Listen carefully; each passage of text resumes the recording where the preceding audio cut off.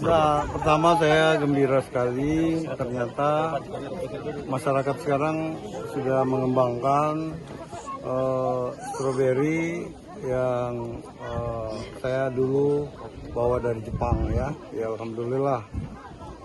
Dan kita mengapresiasi pemerintah daerah terus mendorong masyarakat untuk mengembangkan berbagai komoditas termasuk saya kira stroberi ini.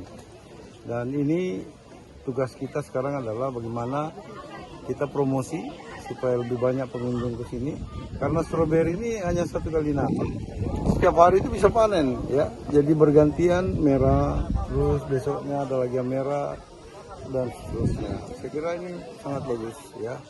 Saya mengapresiasi pemerintah daerah, ya, Pak Bupati, seluruh jajaran yang betul-betul care terhadap masyarakatnya, mendorong ekonomi kerakyatan. Saya kira ini sesuatu yang tentu luar biasa, apalagi dalam masa pandemi COVID-19 ini, banyak saudara-saudara kita harus dirumahkan, bahkan PHK. Saya kira ini adalah peluang yang sangat bagus untuk kita kembali ke desa untuk mendorong ekonomi desa. Harapan petani tadi